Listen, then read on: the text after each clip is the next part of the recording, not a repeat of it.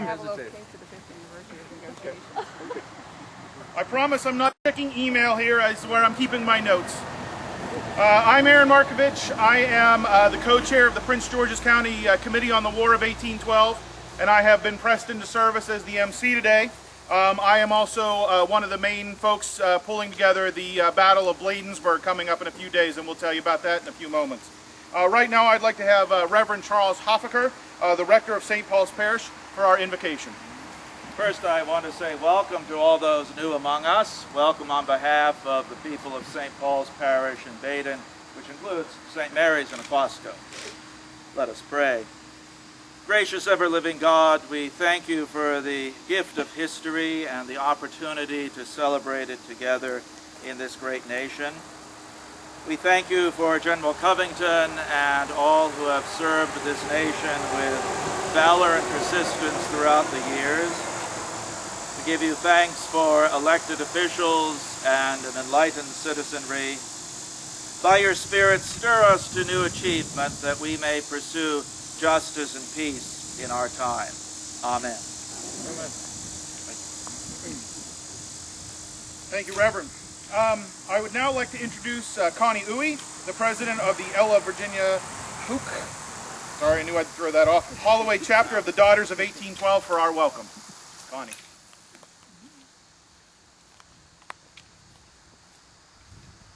Good morning and welcome to the marker dedication to honor Brigadier General Leonard Covington. On behalf of the Ella Virginia Hoke Holloway chapter of the United States Daughters of 1812, it is our pleasure to be here. To tell you a little bit about who we are and what we do, the United States Daughters of 1812 was founded in 1892 by Flora Adams Darling. We are a volunteer women's organization made up by actual descendants of the patriots of the War of 1812. We are dedicated to promoting patriotism and the preservation and increasing knowledge of American history. We do this by preserving documents and relics, marking historic spots, recording family histories and traditions, celebrating patriotic anniversaries, and teaching and emphasizing heroic deeds of the civil, military, and naval life of those who molded this government between the close of the American Revolution and the close of the War of 1812. We urge Congress to compile and publish authentic records of men, and hopefully some women, in civil, military, and naval service from 1784 to 1815 inclusive. We also maintain our national headquarters in Washington, D.C., which contains a museum and a library of memorabilia of the said time frame. We are very happy to see the history in this area remembered. We hope that the residents and visitors here will take the time to stop, read the sign, and appreciate the sacrifices and services of the Americans who came before us. Thank you.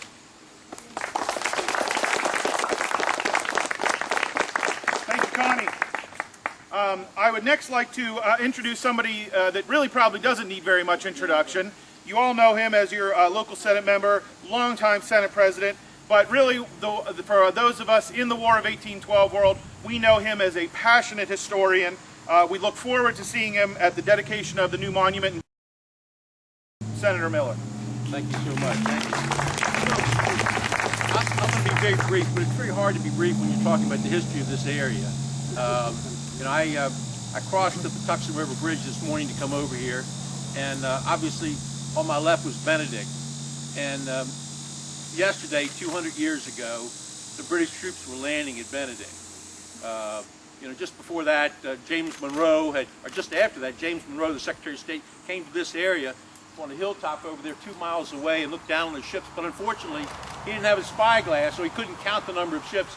But I'm sure he saw the Albion, A-L-B-I-O-N. That was Cockburn's ship, and it was so big it had 670 crewmen. Now Cockburn in English, it was pronounced Coburn for obvious reasons, okay? But he was very upset that in the United States they pronounced it as it was spelled, C-O-C-K-B-U-R-N.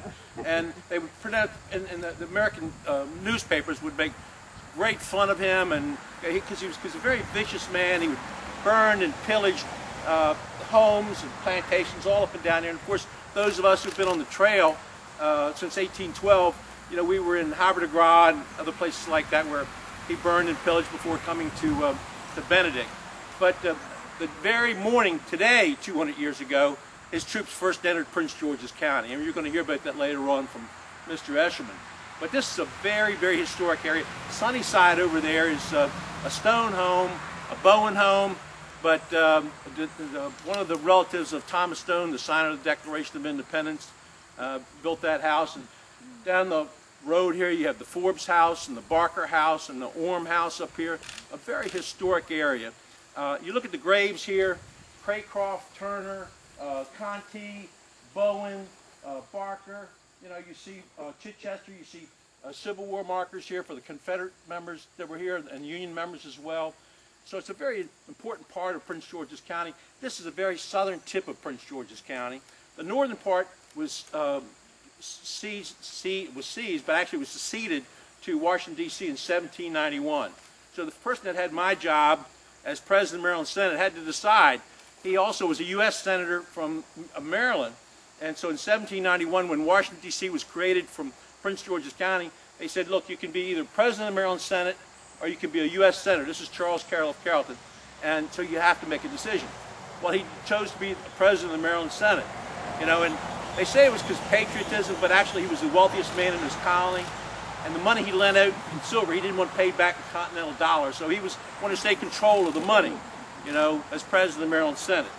We have a number of distinguished guests here today. And we're here to pay homage to everybody. We're here to pay homage to colonial American history. We're paying homage to Indian American history. Mr. Jenkins, Cliff Jenkins, as I arrived here today, presented me just a picture of the Indian artifacts that he found on his property here in Aquasco. So this is an area habituated by the Piscataway Indians and also the African Americans who made this country so great. You know, I was amazed to hear Mrs. Obama talk about the White House being built by slaves, like something that was just discovered. You know, our nation's capital was built by slaves. The University of Maryland College Park was built by slaves. They had to play an important part of this county's history, now the most affluent African-American county in the United States. In fact, just a mile down the road here is Eagle Harbor, where African-Americans couldn't find a place to swim, so they developed their own community, their own beach. Just a few miles up this road, Croom Road, they couldn't find an airplane, a place to fly. They wouldn't let them on the airports. So they founded the first African-American airport in the United States, just a few miles up the road here in Croom. Today we have with us a number of important people. Everybody's very important to be recognized. But this one fellow has come to us all the way from Pennsylvania and Washington, D.C. He works for AT&T, and 2 years ago when we were looking for support, and it takes a lot of money to put a program like this together, we went to AT&T, and AT&T came up with $1 million. $1 million donated to the state of Maryland to help put on the Star-Spangled celebration. So if we would, give a nice round of applause to Dennis Dunn. Dennis, come up here and thank you very much. Thank you, Mike Schrader, Dennis Dunn, thank you very much. Catherine Farquhar, where are you? From Brookville, come on up here. Folks, as you know, Brookville was the capital of the United States for a day. James Madison fled the capital. James fled, but Dolly saved George Washington's portrait. They went to Brookville, and on Labor Day, my wife's wondering why I'm not coming to the beach. I'm going to be riding a horse portraying as myself as James Madison. Now, James Madison weighed less than 100 pounds, and I'm like 230. So I've been dieting for the last week, so I won't break down that horse when I ride through Brookville portraying myself as James Madison. But thank you for being here. Thank you, sir. We'll see you in Labor Day in Brookville, okay? Thank you so much. Carolyn Billups here. Carolyn Billups. Carolyn, thank you very much for being here. Maryland Society, U.S. How about Rachel Jones, assistant to Barbara Mikulski? Rachel, thank you for being here, assistant to Barbara Mikulski. We have Mark Thompson, Jefferson Patterson Park Museum. Mark, thank you very much. Very historic facility right in the bottom of Calvert County. We have Paula Deegan, National Park Service Bay Office. Paula, are you here? She was unable to make it. She's unable to be here. How about Kate Marks? That's me. Kate, thank you very much. National Park Service, Chesapeake Bay. You know, yesterday they had a memorial in the Baltimore Sun for Baron DeKalb. You know, the German general who led the Maryland troops at Camden was just killed at the head of his troops, and that was the day he was killed at Camden. And of course, you know, this man we're honoring today here is Leonard Covington, who died at the head of his troops at Chrysler's Ford. We also have Mark Hildebrand of Make Your Mark Media. Mark, you here? Thank you in the back. Thank you so much. Connie, thank you so much for giving us this introduction. Where's Connie? Connie right here. Okay. Ralph Eshman. Where's Ralph Eshman? Ralph is the editor of this fabulous, or editor, the writer of this book, along with our good friend Bert Kummerow, In Full Glory Reflected. I've got copies of this on my coffee table at home and my coffee table in Annapolis. But it was here in this book when I again rediscovered Leonard Covington and brought to the attention of others his prominent war in the War of 1812, and every aspect of the Star-Spangled Trail is covered here. And raise your hand, Ralph. Ralph is going to talk to us a little while later, but he's the author of this book, and we thank you very much for being here. Heather Ertz, Maryland War of 1812. Heather, thank you for putting all this together. Thank you. You and Bill Pensive, everybody from the commission, thank you so much for making this happen. Aaron Markovich, Maryland Milestones. Aaron, are you here? Behind you. Thank you so much, Aaron. And I've been filibustering, waiting for the county executive to get here, and he finally arrived. Thank you so much.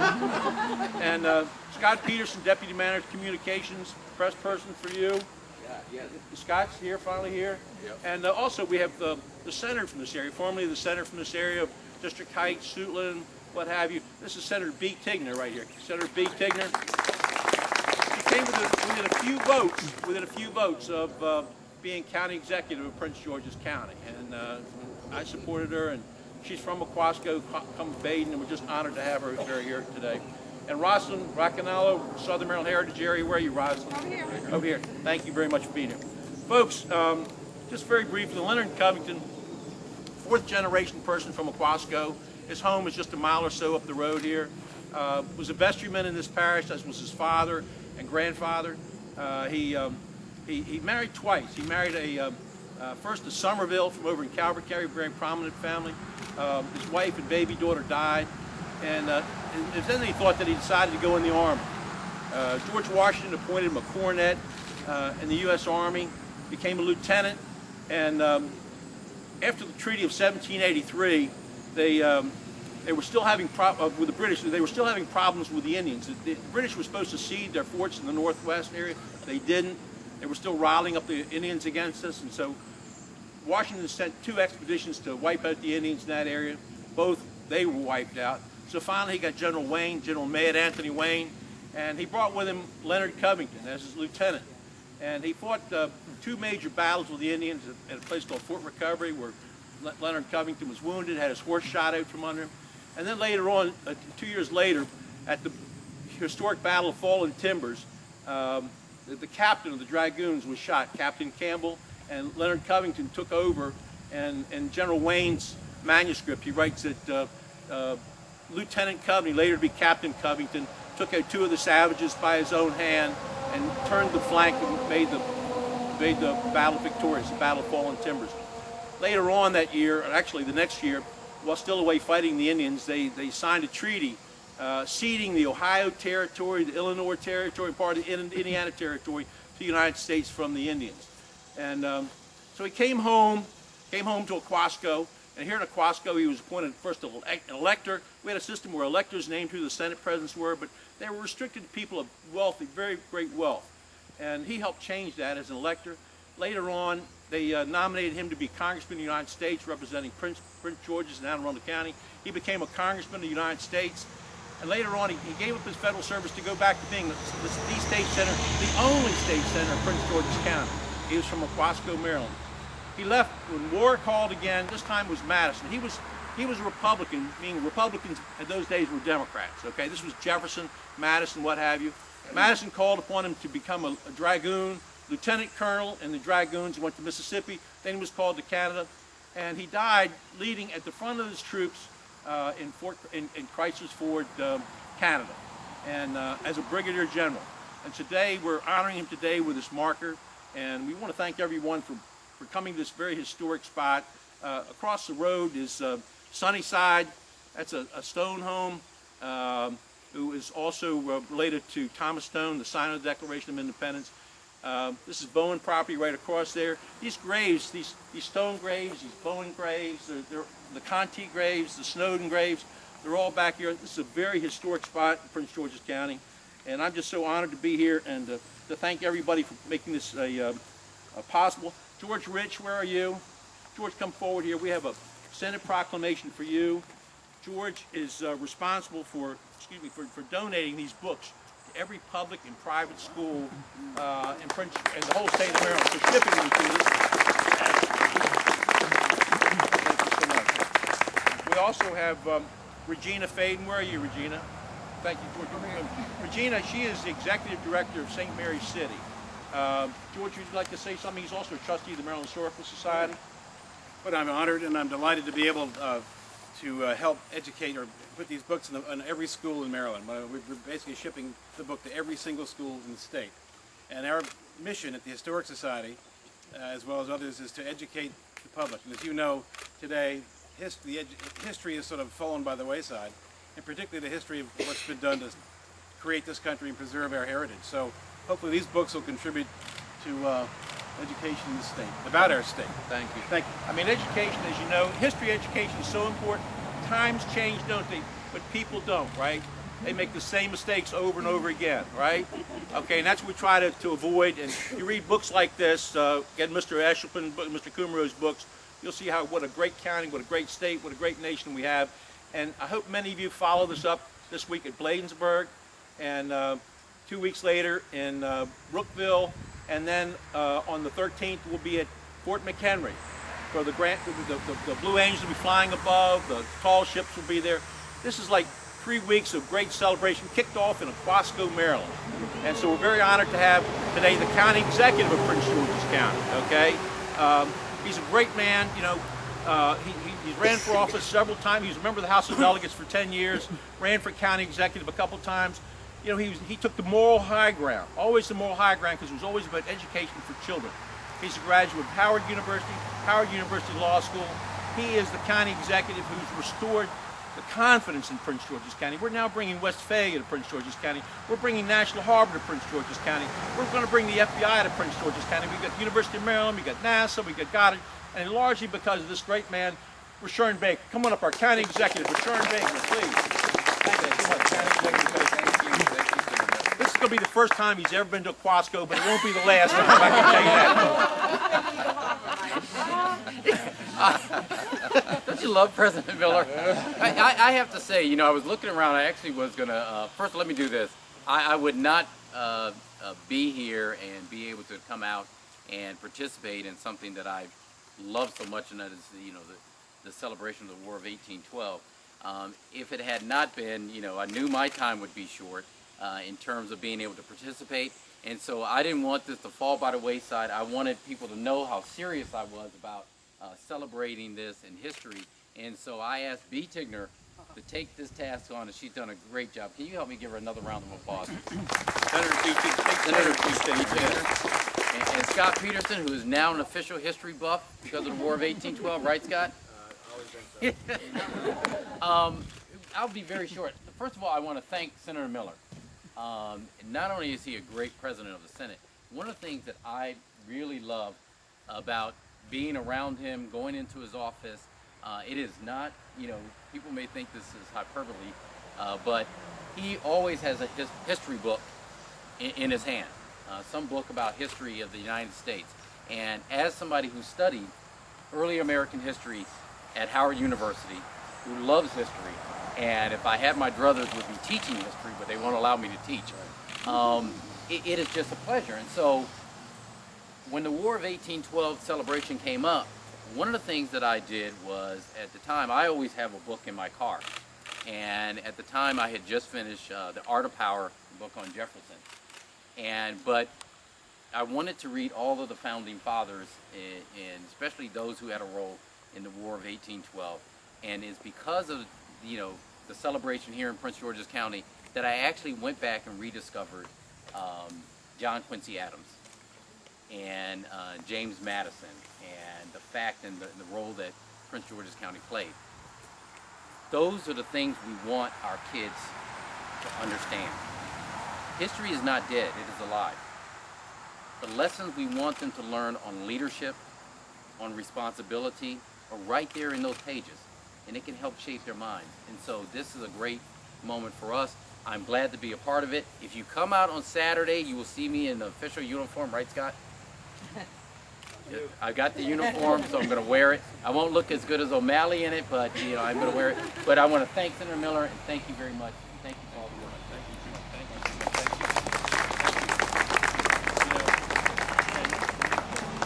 Many people will think that Rashard and Baker look out of place in uniform. Okay, they will think that, but it won't be true. You know, George Washington. There were nine presidents of the United States that owned slaves. 9 presidents of the United States that owned slaves. The only one that freed his slaves, of the 9 was George Washington. And the reason he did so is that he had persons of color, African American men and women, fighting with him in the Revolutionary War. And Marquis Lafayette and Alexander Hamilton, all of them argued, how inconsistent is this? You have these men and women fighting for the freedom, and yet you keep them in bondage at your own plantation. So he determined to free those slaves. He was the only president of the 9 to do so. And so at this point in time, I'm an amateur historian. This is a true historian, an environmentalist who's written really several great books on history, and who authored this book, In Full Glory Reflected, Mr. Ralph Eshelman. Ralph, come on up here, please. Thank you very much. Well, a very good morning to everybody, and a good morning it is. If you looked at the weather forecast a few days ago, and you look at this beautiful sky, very, very nice. It's a tough act to follow when you have a prestigious politician and historian such as Senator Miller here, who's already talked about a lot of what I had hoped to cover. There's still a whole lot more that we can't talk about here. And I want to take you back 200 years ago, because right along this road, there was a significant army of over 4,000 men who were on their way to Washington, D.C. So if we go back to August 19th, that's when this British Army began to land at Benedict, not very far from here.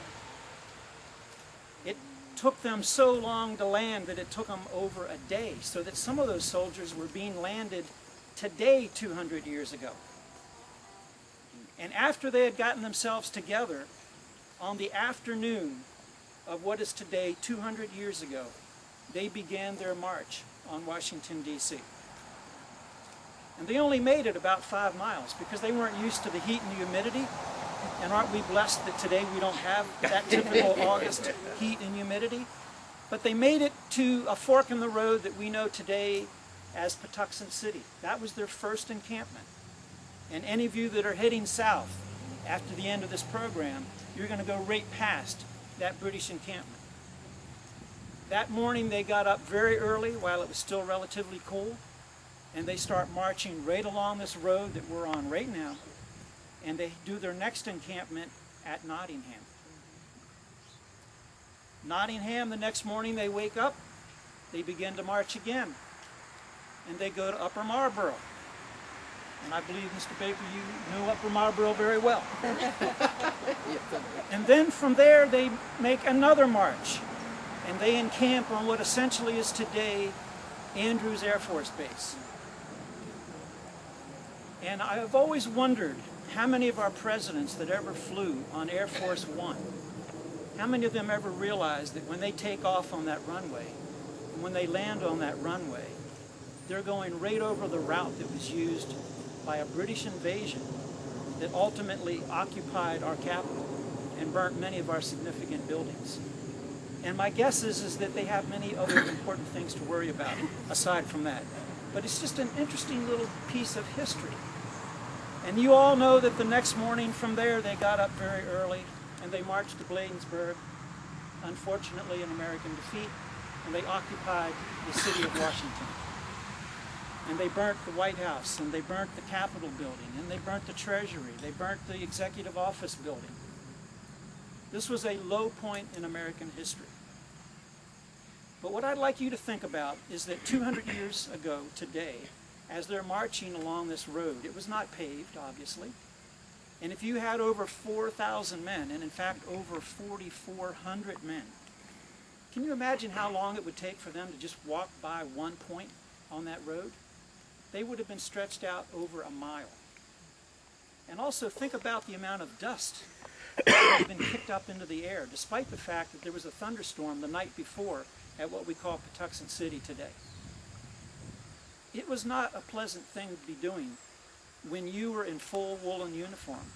And many of those men that were marching on this road, the first time that they touched land after fighting Napoleon in the Iberian Peninsula was on the shores of the Patuxent River at Benedict, just a stone's throw from where we are right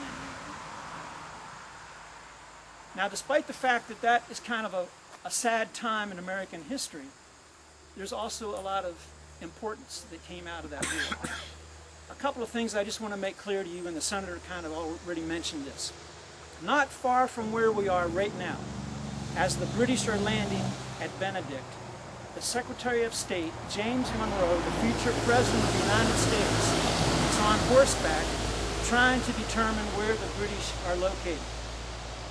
And at an overlook where he can see the Patuxent River and he could see those men landing, he begins to set up a series of couriers that are going back and forth to Washington and reporting to them as best as he could, without that telescope that you were talking about, the numbers of ships and the numbers of people that he believed were landing. He estimated the total force to be around 6,000.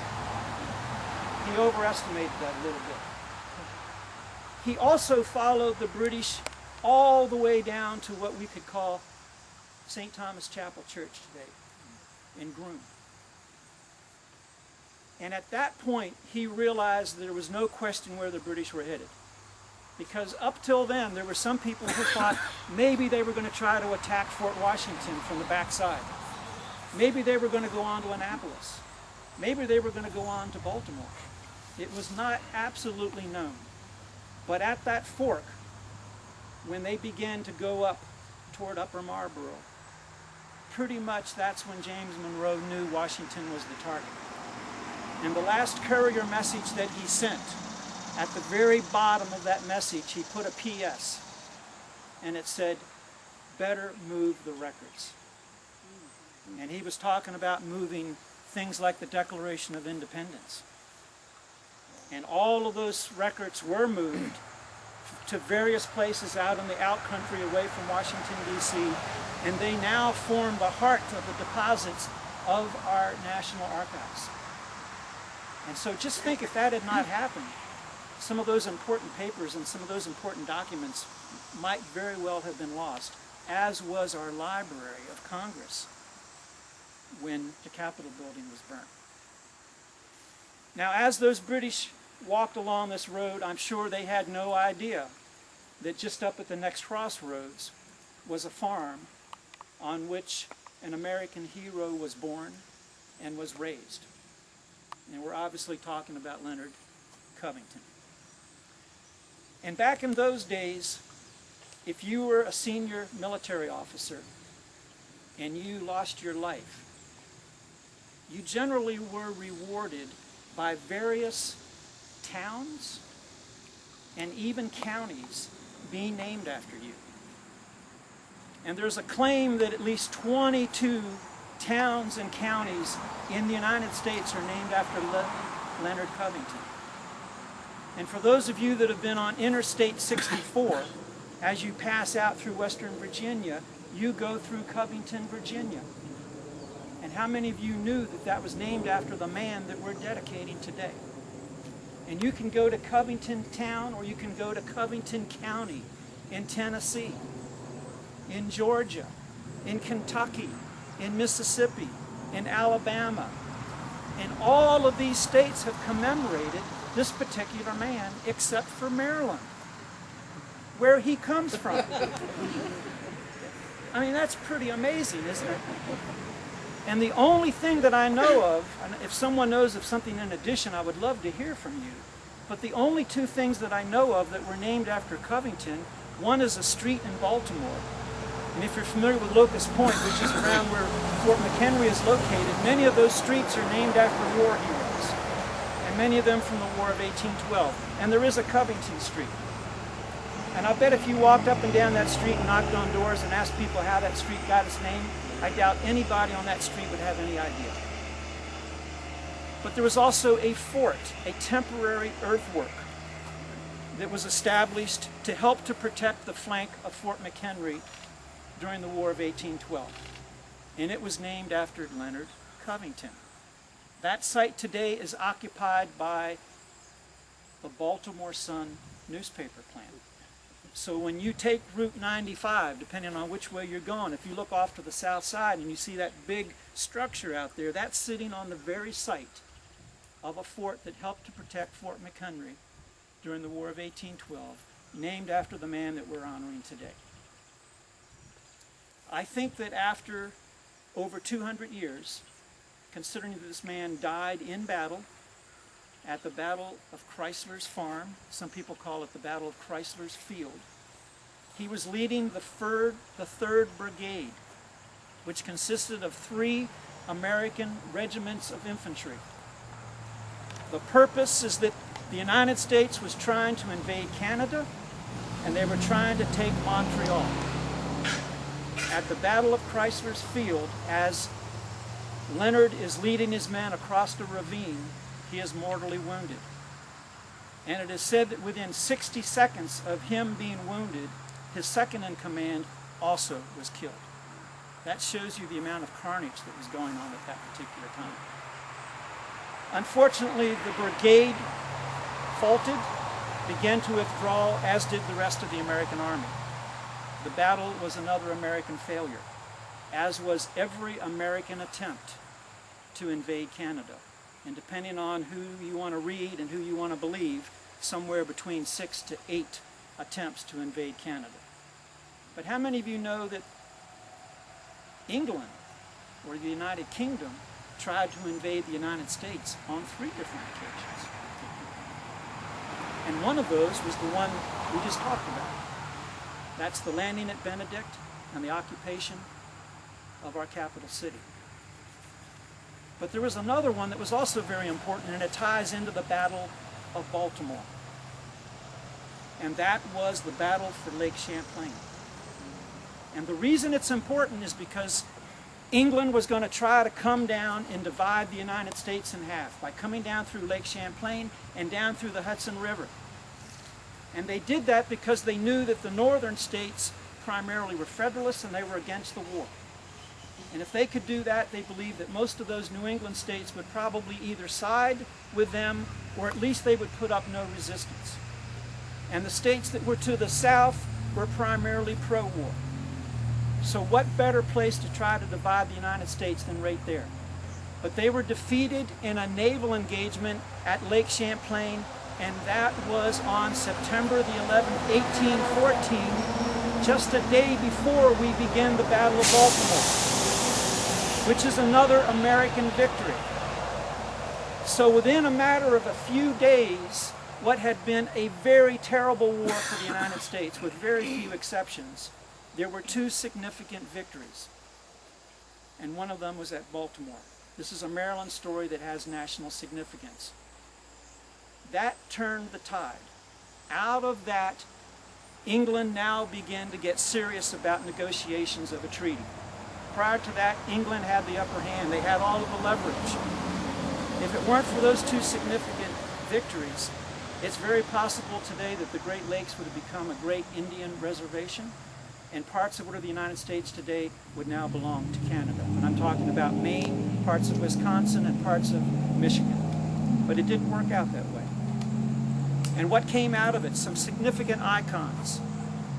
And I would argue with anyone that 2 of the most significant icons that we have in American history are the Star-Spangled Banner as the flag and the Star-Spangled Banner as our national anthem. Those are icons from the War of 1812 that have national significance. And all of us as Marylanders should be proud of that. It is also my pleasure to finally acknowledge and recognize the contribution that Leonard Covington has made to his country, the ultimate sacrifice. He gave his life. And 22 other towns and counties have recognized him. And finally today, Maryland is recognizing him. Thanks to the efforts of a lot of people, including the good senator, we now have a historic roadside marker.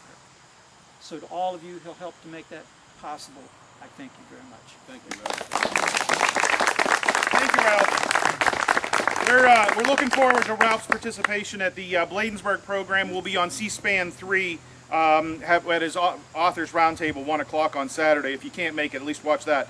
We wanted to make sure we pointed out Nancy Kurtz from Maryland Historical Trust, from the Historic Markers. And we're missing Bert Cummerlow today from Maryland Historical Society. We'd like to ask the folks that are part of the unveiling group to go ahead and head over to the sign. Before that, could we have a benediction, if you don't mind? Okay. Okay, sure. Come with us, Reverend. Thank you, Reverend. On these hallowed grounds here, if you would, please. Let us pray. Gracious God, stir our hearts with the stories of our nation, that we may be a people proud to be in this land, willing to grow and serve with one another in the promotion of freedom and tranquility. We give you thanks for the heroes of the past. Give us courage to be your people in the present. Amen. Okay, many people ask where Leonard is buried. Just like John Hanson, we've lost his grave, but he was buried where he died and fought at the head of his men, and then they reinterred his grave to Mount Covington, and we know the general area where he's buried, but we don't have the grave site. And but thank each and every one of you for being here today and help remembering the sacrifices of 200 years ago, and this brave Southern Marylander who gave his life on behalf of the country. So if we could, we're going to have a picture taking at the marker. And then we're going to have, in typical Southern Maryland fashion, lemonade, water, and cookies over here, if you would, please. And thank you so much. Go for it. 1, 2, 3. There you go. Keep pulling. Center Miller, get your paws in there.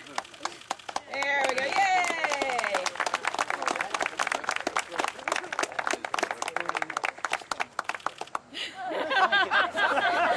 That was a good one. Mike, do you, you're good? Yeah, why don't you drop that for me, though? Okay. One nice here we go. There we go. I couldn't get him. One last time, please. 1, 2. There we go. Oh, nice picture. Smile in the back, you guys. Smile. Don't... Here are the pictures. Pretty background. Excellent.